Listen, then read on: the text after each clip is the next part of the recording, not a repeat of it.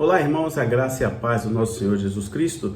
Eu estou gravando esse vídeo para atender uma pessoa que me perguntou agora no nosso canal sobre se é importante ou não frequentar uma igreja, ou seja, estar em uma igreja. Bom, o melhor manual para responder isso é a Bíblia. Então eu vou na Bíblia para responder a pergunta que me foi enviada aqui no nosso canal, que aliás está crescendo muito. Muito obrigado pela audiência, muito obrigado por você estar a cada dia compartilhando, muito obrigado porque esse canal é um canal para abençoar, canal bíblico.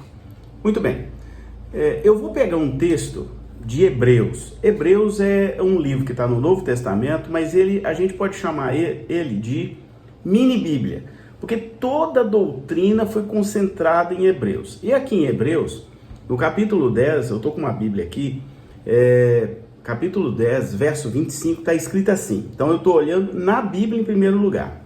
Não deixemos de reunirmos como igreja, segundo o costume de alguns, mas encorajemo-nos uns aos outros, olha o detalhe, encorajemo-nos uns aos outros, ainda mais quando vocês veem que aproxima o dia.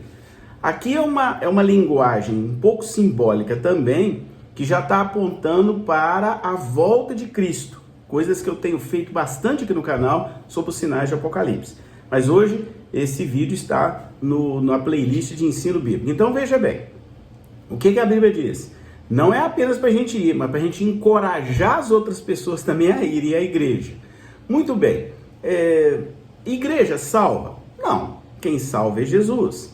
Mas desde o início da igreja primitiva, que Jesus gostava de reunir as pessoas, Ele disse assim: ficai em Jerusalém juntos, até que do alto eu envie o Espírito Santo. Então ele mandou o pessoal ficar junto, ele não mandou espalhar, ele juntou o pessoal dele, os cristãos da época, e o Espírito Santo desceu sobre eles naquele fenômeno tão lindo chamado Pentecoste. Então, o próprio Jesus mandou reunir. Depois a gente vai ver também Atos dos Apóstolos, na igreja primitiva, eles não tinham templos, suntuosos como nós temos hoje.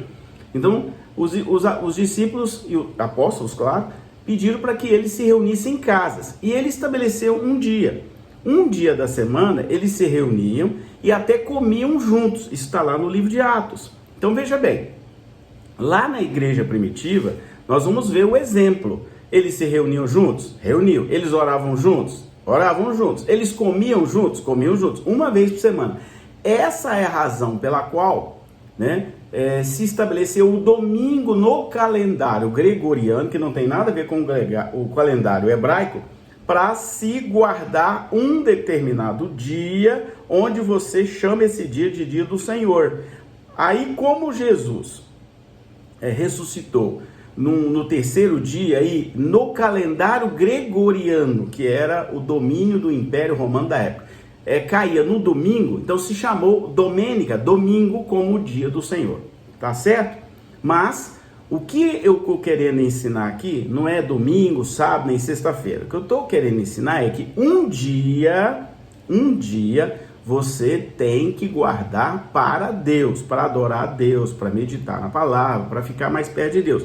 E a igreja é um lugar onde nós podemos fazer isso junto com outras pessoas. Igreja tem problema? Toda igreja tem problema.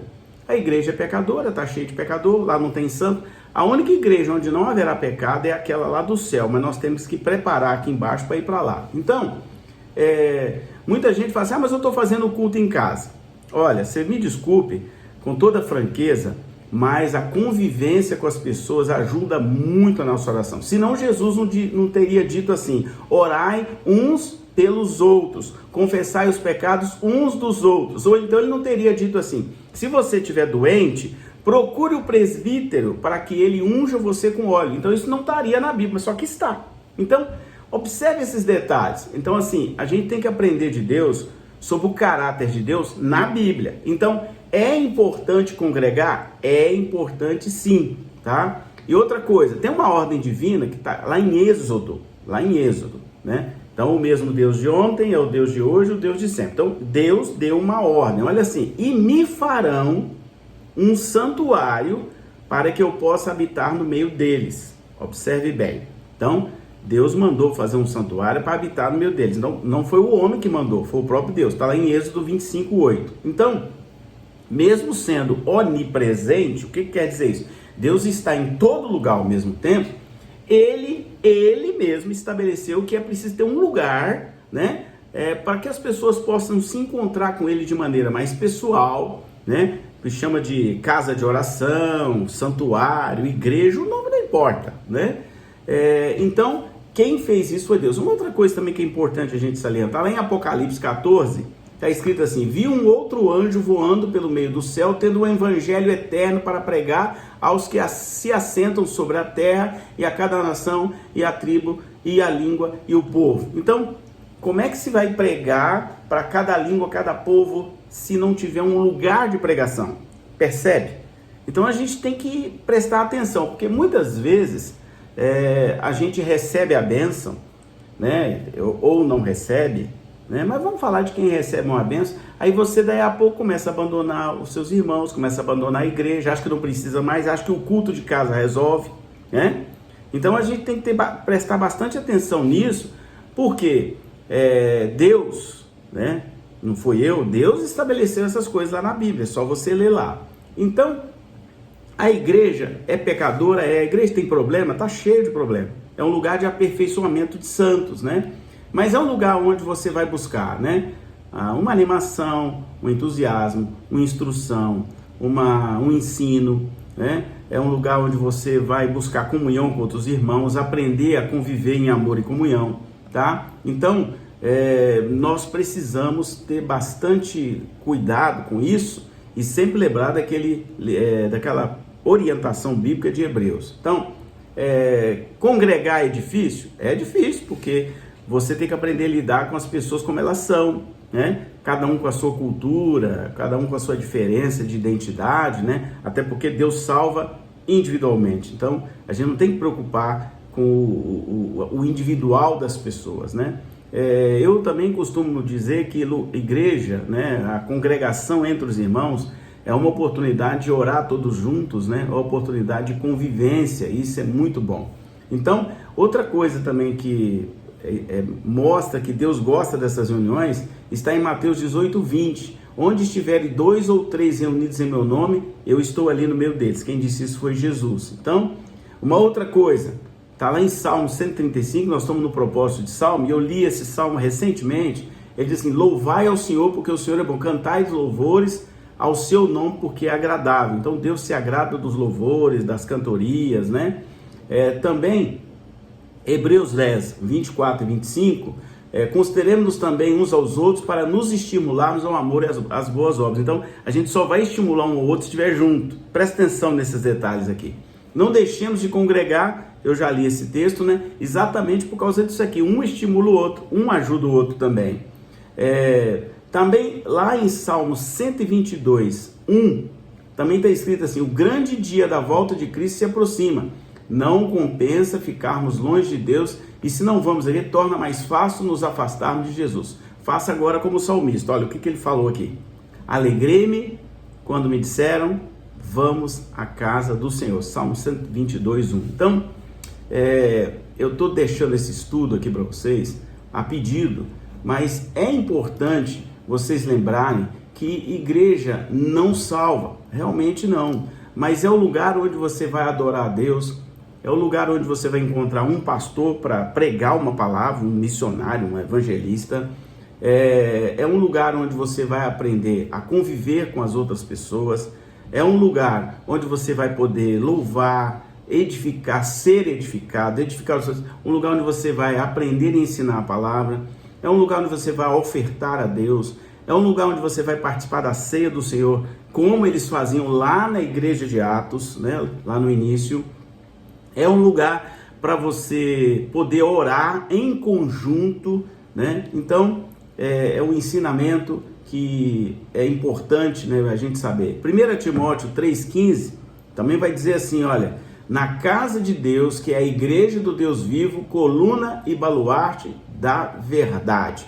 A igreja tem um papel como baluarte, observe bem, da verdade, na divulgação da verdade. Então, o que você deve observar é se o que está acontecendo na tua igreja é a verdade, se está sendo pregada a verdade lá, se não está, né? Então, isso é muito importante. Eu estou dando uma passeada na Bíblia aqui, né? Para dizer o seguinte, quero fechar esse estudo rápido para dizer o seguinte: juntos, formamos a Igreja de Cristo.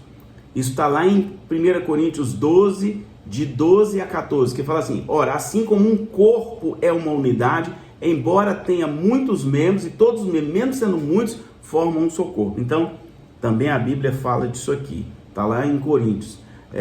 A outra coisa que é importante é o caso dos Hebreus que eu citei, mas também tem João 17, que diz assim: dei-lhes glória que me deste neste mundo, para que eles sejam um, assim como nós somos um. Eu neles e tu em mim, que eles sejam levados à plena unidade, para que o mundo saiba que o Senhor me enviou e me amastes, igualmente eu o amei. Então, Jesus, ele também fala dessa unidade. E outra coisa, sabe quando é que começa o ministério de Jesus? Dentro de uma sinagoga. Ele vai a uma sinagoga, lá na terra dele, em Nazaré, ele entra na sinagoga, coloca o talite, pede o rolo de Isaías, abre o rolo, né? Ele abre porque ele frequentava a sinagoga. Ninguém que não frequentasse a sinagoga poderia pedir para abrir um rolo, mas ele frequentava, porque isso era costume dele. Ele abre aquele rolo, ele diz: hoje se cumpre essa palavra. Então o que Jesus nos deu de exemplo? Ele era frequentador, frequente, tá? Da sinagoga. Porque eu vou repetir, ninguém que não era frequente na sinagoga poderia pedir um rolo e abrir o rolo para ler lá no altar. Não poderia. Mas como ele era frequentador assíduo desde criança, então ele pôde fazer isso. Então, a gente tem que observar detalhes de Deus. Então, te respondo que é preciso congregar sim, é preciso você tirar um tempo para Deus, cuidado para você não colocar outras coisas na frente de Deus. Deus não aceita, estou te falando, não aceita. Deus não aceita. Eu não posso colocar nem a minha esposa na frente de Deus. Nem meus filhos na frente de Deus eu posso colocar. Não posso colocar dinheiro, nem carro, nem nada. Nem meu trabalho eu posso colocar na frente de Deus. Isso é muito importante, tá? Então a gente precisa ter um tempo para Deus. Por isso que Deus estabeleceu um dia para você dedicar-se a Ele. Lembra lá de Gênesis? Ele trabalhou 1, 2, 3, 4, 5, 6. No 7º descansou.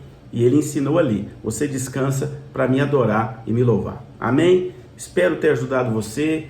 Que Deus te abençoe, né? Essa é uma palavra apenas de orientação. Eu costumo sempre dizer: você não tem que fazer nada que eu falo, mas vá na Bíblia, os vários textos que eu citei, e procura você mesmo ser edificado pela palavra de Deus. Que Deus abençoe, excelente dia, excelente noite, não importa o horário que você assistiu esse vídeo, que Deus te abençoe poderosamente em Cristo Jesus e com a palavra. Deus abençoe.